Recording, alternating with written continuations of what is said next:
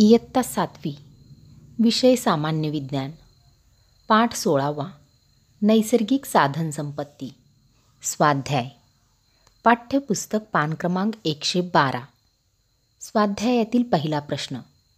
खाली दिलेल्या 3 प्रकारांच्या आधारे नैसर्गिक साधनसंपत्तीचे वर्णन लिहा. यातील पहिला आहे खनिज संपत्ती.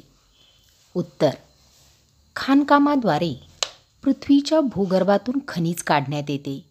सोने, चांदी, तांबे, प्लॅटिनम आणि बिस्मथ यासारखे धातू मुक्त स्थितीत भूगर्भात सापडतात. इतर धातूप्रमाणेच हिरा, माणिक, नीलमणी, पाचू, जेड, झिरकॉन यासारखी रत्ने, मौल्यवान सोने, चांदी, प्लॅटिनम हे सारे खनिज संपत्तीचाच भाग आहेत. भूगर्भात सैंधव मिठाचे साठेही सापडतात. लोह, मॅग्नीज, बॉक्साईट, तांबे, अभ्रक अशा खनिजाशिवाय इतर मानवी व्यवहार अशक्य आहेत. जीवाश्म इंधने जसे दगडी कोळसा, खनिज तेल आणि नैसर्गिक वायू यामुळे आपल्याला विविध प्रकारे ऊर्जा मिळते. आपले दळणवळण, विद्युत निर्मिती हे सारे खनिज संपत्तीवरच अवलंबून आहे. दुसरा. वनसंपत्ती. उत्तर. जंगलांनी वेढलेला भूभाग झपाट्याने कमी होत आहे. खरे पाहिले तर जंगलामुळे आपले हवामान, ऋतुचक्र, पर्जन्यमान, ऑक्सिजनचे मुबलक प्रमाण अशासारख्या अनेक निसर्गतः होणाऱ्या घटनांचे नियंत्रण होते. वनसंपत्ती आपल्याला अनेक उपयुक्त वनस्पती देते. वृक्ष आपल्याला लाकूड देतात. त्यामुळे बांधकाम, शेतीची अवजारे, फर्निचर अशा गरजा पूर्ण होतात. पेपर, रबर, औषधे, तेले, साबण, सौंदर्य प्रसाधने अशी अनेक उत्पादने वनसंपदेमुळे आपल्याला मिळतात. तिसरा. सागर संपत्ती. उत्तर. समुद्रातून प्रथिनयुक्त सागरी अन्न मिळते. निरनिराळ्या प्रकारचे मासे आणि अन्य जीव ही आपली पोषणाची निकड भागवतात. अनेक प्रकारची खनिजे आणि जीवाश्म इंधने सागर तळाशी सापडतात. खनिज तेलाचा व नैसर्गिक वायूचा साठा मोठ्या प्रमाणावर सागर तळाशी आहे. Thorium, magnesium, potassium, sodium, sulphate ही महत्त्वाची खनिजे सागरी जलात सापडतात. सागरी जीवापासून काही औषधे आणि जीवनसत्वयुक्त तेल मिळवले जाते. समुद्राच्या पाण्याला शुद्ध करून त्यापासून पिण्याचे पाणी तयार करता येते. खाण्याचे मीठ देखील समुद्राच्या पाण्यापासून बनवण्यात येते. प्रश्न दुसरा. खालील प्रश्नांची उत्तरे तुमच्या शब्दात लिहा. यातील पहिला प्रश्न. जीवाश्म इंधन म्हणजे काय? त्याचे प्रकार कोणते? उत्तर. जीवाश्म हा शब्द जीव बरोबर सजीव सृष्टी, अश्म बरोबर दगड असा अर्थाचा आहे. पृथ्वीवरील कोट्यावधी वर्षापूर्वीची जंगले आणि सजीव नैसर्गिक घडामोडीमुळे जमिनीत गाडली गेली. त्यांच्यावर हळूहळू मातीचे थर जमा होत गेले. या अवशेषावर वरून प्रचंड दाब आणि चहूबाजूंनी पृथ्वीच्या पोटातील उष्णता यांचा परिणाम झाला. या गाडल्या गेलेल्या सजीवांचे रूपांतर हळूहळू इंधनात झाले. या इंधनाला जीवाश्म इंधन असे म्हणतात. त्या वनस्पतीच्या अवशेषापासून दगडी कोळसा तयार झाला. तसेच इतर सर्व सजीवापासून खनिज तेल व नैसर्गिक वायू तयार झाले. दुसरा प्रश्न. खनिज तेलापासून कोणकोणते घटक पदार्थ मिळतात? त्यांची यादी करा. उत्तर. पेट्रोलियम हे हायड्रोकार्बन या प्रकारच्या अनेक संयुगाचे मिश्रण असते. त्यामध्ये ऑक्सिजन, नायट्रोजन आणि गंधकाची संयुगे असतात. पेट्रोल, डिझेल, केरोसिन, नॅफ्था, वंगण, डांबर हे घटक खनिज तेलापासून मिळतात. प्रश्न तिसरा. जंगलातून आपणास काय काय मिळते? उत्तर. जंगलातील वनस्पतीकडून आपल्याला बांधकामाचे लाकूड, सरपण, औषधे, धागे, कागद, रबर, डिंक, सुगंधी द्रव्ये, अर्कयुक्त तेल, विविध फळे, कंदमुळे, काथ, रंग अशी अनेक उत्पादने मिळतात. जंगलातून कीटकांच्या साहाय्याने मध व लाख मिळवता येते. जंगलामुळे हवामान बदल, मृदा धूप, प्रदूषण अशा हानिकारक बाबींना आळा घातला जातो. जलसंधारण, पावसाची नियमितता अशी अनेक संरक्षक कामे देखील केली जातात. प्रश्न 4. सागर संपत्तीमध्ये कशा कशाचा समावेश होतो? त्याचा आपल्याला काय उपयोग आहे? उत्तर: सागर संपत्ती. सागर संपत्तीमध्ये जैविक आणि अजैविक अशा 2 प्रकारच्या संपत्तीचा समावेश होतो. जैविक संपत्तीत शार्क, कॉड, सुरमई, पापलेट, बोंबील असे मासे व कोळंबी, शिंपले, समुद्रकाकडी यासारखे सागरी जीव येतात. अजैविक संपत्तीमध्ये महासागराच्या पाण्यात विरघळलेल्या स्थितीतील खनिजे, उदाहरणार्थ फॉस्फेट, सोडियम, मॅग्नेशियम, मॅंगनीज, गंधक, आयोडीन, युरेनियम आणि थोरियम इत्यादी खनिजे सापडतात. अनेक प्रकारची रत्ने, शंख, शिंपले, मोती सागरातील प्राण्याकडून मिळतात. सागर तळाशी खनिज तेलाचा व नैसर्गिक वायूचा मोठा साठा आहे. त्याचा इंधन म्हणून वापर होतो. उपयोग: सागरातून मीठ उत्पादन केले जाते. तसेच माशांच्या रूपात प्रथिनयुक्त अन्न मिळते. शंख, शिंपले यांचा औषध निर्मिती, अलंकार, शोभेच्या वस्तू निर्मितीसाठी वापर करण्यात येतो. समुद्र काकडी या प्राण्यापासून कॅन्सर तसेच ट्यूमर रोखण्यासाठी औषध तयार करता येते. कोळंबीसारखे जीव निर्यात केले जातात. त्यातून परकीय चलन मिळते. समुद्रात सापडणाऱ्या मोती, पोवळी अशा रत्नांची देखील खूप मागणी असते. सागरी खनिजे विविध उद्योगात वापरली जातात. खनिज तेल आणि नैसर्गिक वायूचा इंधन म्हणून उपयोग होतो. प्रश्न 5. वाहनासाठी वापरल्या जाणाऱ्या इंधनाचा अपव्यय का टाळावा? उत्तर: संपूर्ण जगात आणि विशेषतः भारतात लोकसंख्या झपाट्याने वाढत आहे. दळणवळण गरजेचे होऊ लागले आहे. मोटार गाड्यांची संख्याही खूप वेगाने वाढत आहे. त्यामुळे इंधनाची मागणी वाढली आहे. मात्र कोट्यावधी वर्षापूर्वी तयार झालेले जीवाश्म इंधनाचे साठे मर्यादित आहेत. शिवाय वाहनामुळे खूप मोठ्या प्रमाणात CO2 निर्माण होऊन प्रदूषण आणि हवामान बदल होतो. आपल्यावर ऊर्जा संकटाची भीती आहे. म्हणून वाहनासाठी वापरल्या जाणाऱ्या इंधनाचा अपव्यय टाळावा. पुढचा प्रश्न: वनस्पती व प्राणी यांचे जंगलातील वैविध्य का कमी होत चालले आहे? उत्तर: मानवाच्या लोकसंख्येतील अफाट वाढीमुळे अधिकाधिक जमिनीची आवश्यकता भासते. शहरीकरण आणि औद्योगिकरणामुळे जंगलतोड झाली आहे. शिवाय आपल्याला ज्या उत्पादनाची गरज असते ती उत्पादने मिळवण्यासाठी आपण जंगलातील जैवविविधता नष्ट करतो.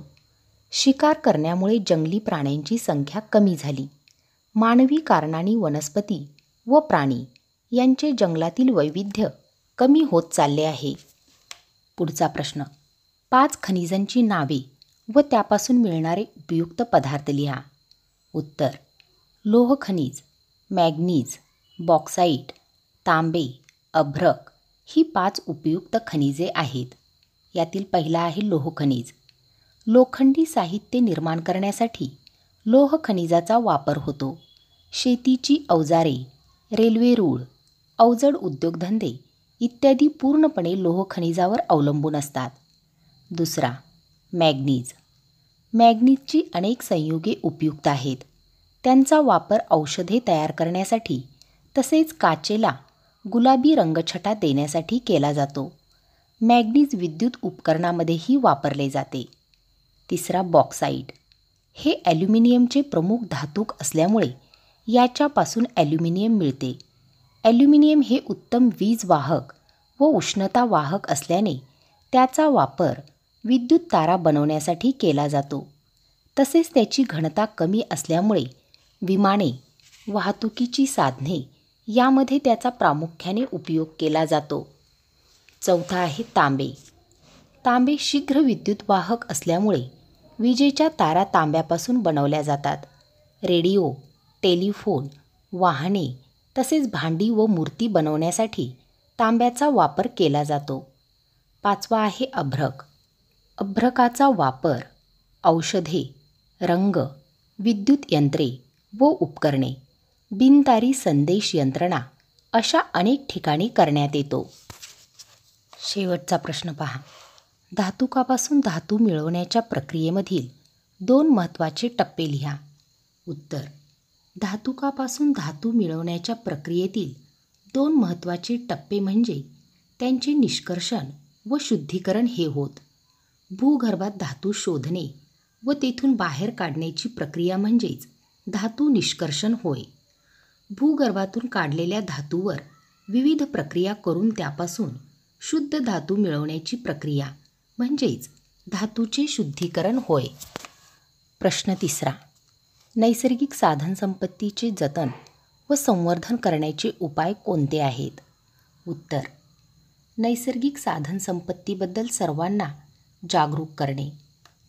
नैसर्गिक साधनसंपत्ती संपून जाऊ शकते, त्यामुळे तिच्या वापरावर आपण नियंत्रण ठेवावे.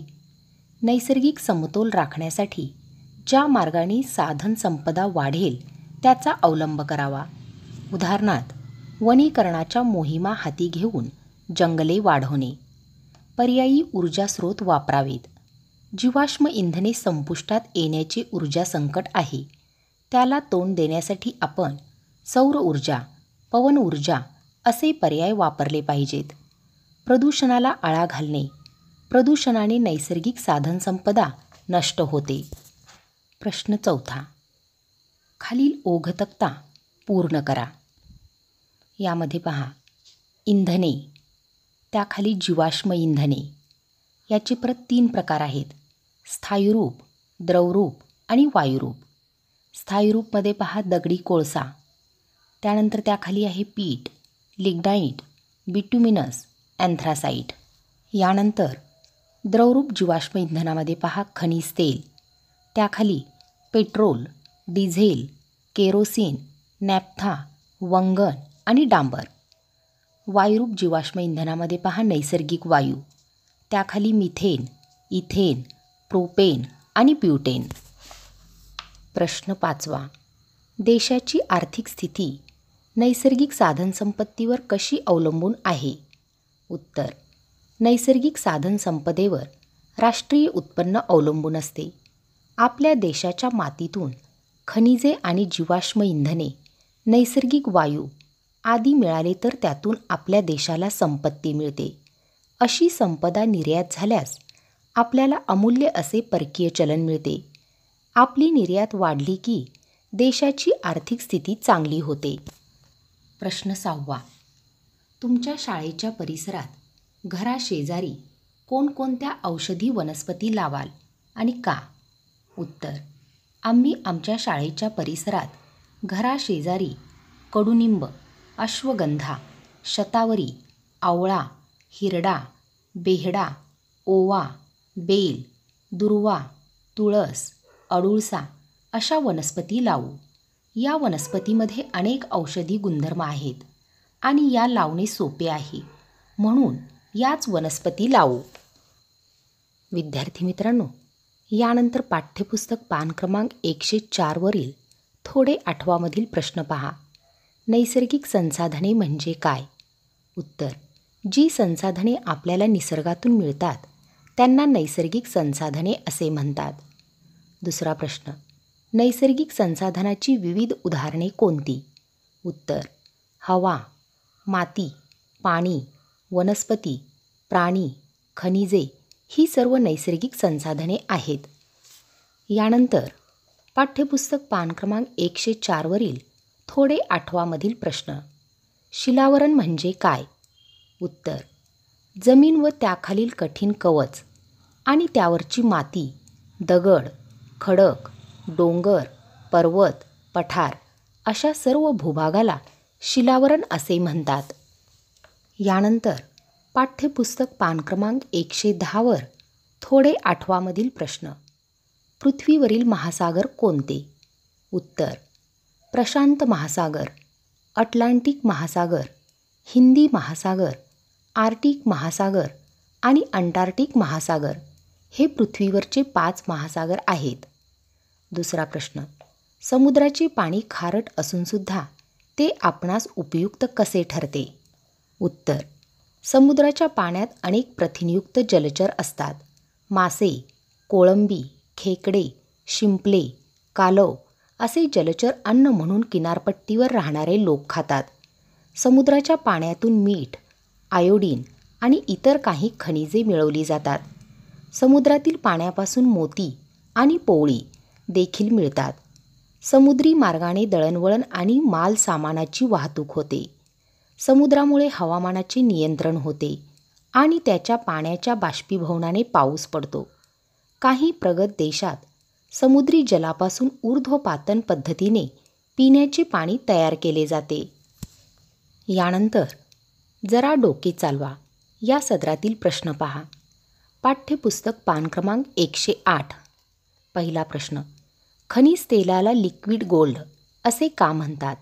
उत्तर: सोने म्हणजे मौल्यवान. खनिज तेलही तितकेच मौल्यवान मानले जाते, कारण संपूर्ण जगाला त्याची निकड असते.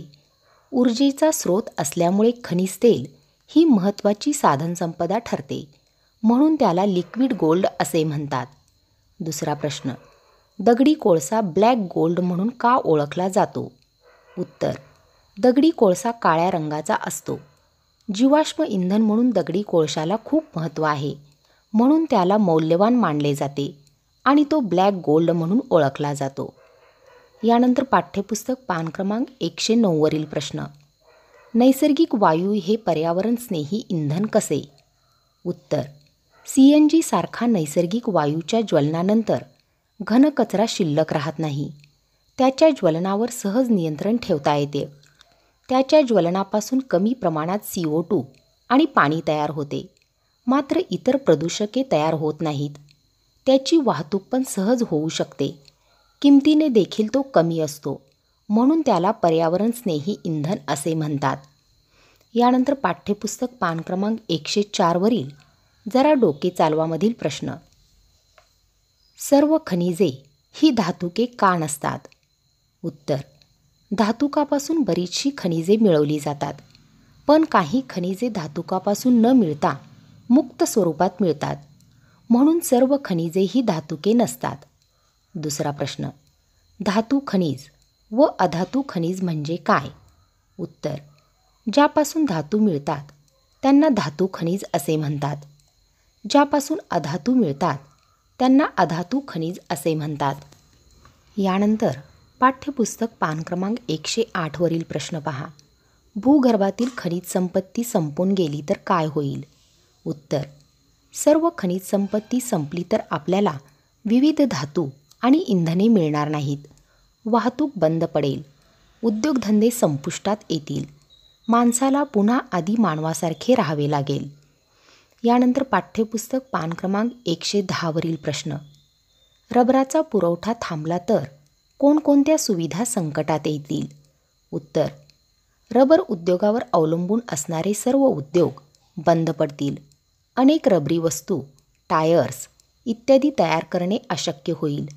रबरापासून 50,000हून अधिक उत्पादने केली जातात. या सर्वांचेच उत्पादन बंद पडेल. हल्ली लाकडाच्या ऐवजी रबर वापरले जाते, पण रबरच नसेल तर झाडे तोडली जातील. दुसरा प्रश्न: जंगलतोडीचे काय दुष्परिणाम होतात? उत्तर: जंगलतोडीचे परिणाम आत्ताच दिसू लागले आहेत. हवेतील कार्बन डायऑक्साईडचे शोषण कमी प्रमाणात होऊन हवामान बदलाचे प्रमाण वाढेल. ऑक्सिजनचे उत्पादन कमी होईल. मृदेची धूप, पर्जन्य, अनियमितता अशा हानिकारक बदलाने पृथ्वीचा नाश होईल. जैवविविधता संपुष्टात येईल. वन्य प्राणी अस्तंगत होतील. मानवाला जंगलापासून अनेक फायदे होत असतात. त्या साऱ्यांना मानव मुकेल